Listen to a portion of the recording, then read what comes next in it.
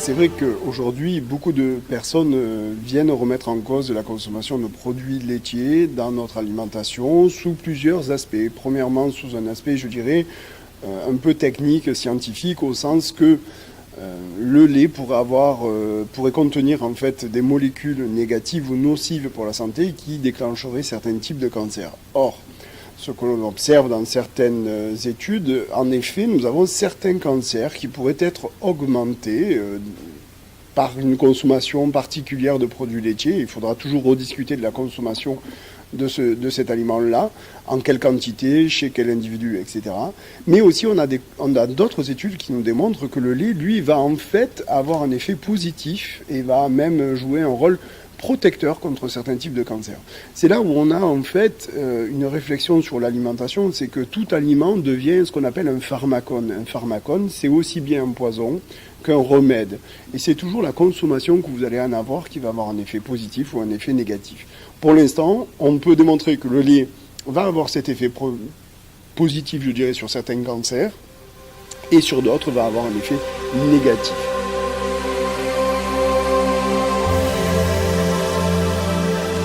En fait, cette question est très intéressante parce qu'elle soulève une problématique dans l'imaginaire collectif. C'est qu'aujourd'hui, on a du mal à comprendre qu'un aliment qui est d'origine industrielle, fabriqué de manière industrielle, soit de la même qualité nutritionnelle qu'un aliment fabriqué de manière traditionnelle.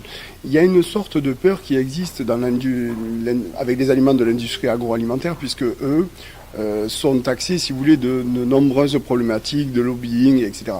Ce que je ne rediscute pas, et en effet, il faudra toujours qu'on soit vigilant sur cette problématique des lobbying, de ce qui est vendu, de ce qui nous est produit, parce que c'est nous-mêmes qui allons le consommer. Mais pour autant, ces aliments-là sont soumis aussi à des normes de santé, à des normes d'hygiène qui garantissent la qualité déjà sanitaire du produit, et deuxièmement, sur l'aspect nutritionnel, il n'y aura pas de différence. Que votre lait soit produit par le paysan de votre région, que votre lait soit produit par les industries agroalimentaires, globalement, la variation que l'on peut observer sur les deux types de lait et les deux types de produits sera quasi insignifiante comparée aux besoins de l'organisme. Et ça, il faut bien le comprendre, parce que sur le plan nutritionnel, ça ne se discute pas. C'est comme la problématique de l'agriculture biologique et des aliments classiques, standards, c'est-à-dire que nous n'avons pas de différence significative sur le plan nutritionnel. Par contre, en effet, là où la discussion se trouve, elle va se discuter principalement sur la teneur en pesticides, sur la teneur en composés toxiques, etc. Et en effet, le fait de garantir une alimentation d'origine biologique ou d'un autre type plutôt biologique, va nous permettre d'avoir des normes d'hygiène phytosanitaire et sanitaire bien plus intéressantes qu'avec les aliments industriels.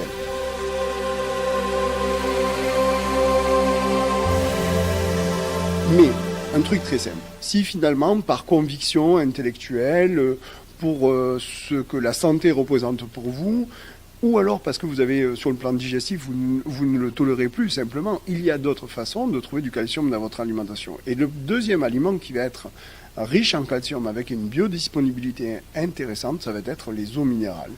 Et donc vous pouvez plus facilement couvrir vos besoins en calcium avec les eaux minérales qui vous permettront de couvrir quasiment jusqu'à plus de 50 à 60% de vos besoins au quotidien, bien plus que certains aliments qui sont les légumes ou les produits céréaliers, parce que vous allez avoir d'autres composés qui risquent de limiter leur absorption. Donc en définitive, l'alternative, ça va être les eaux minérales.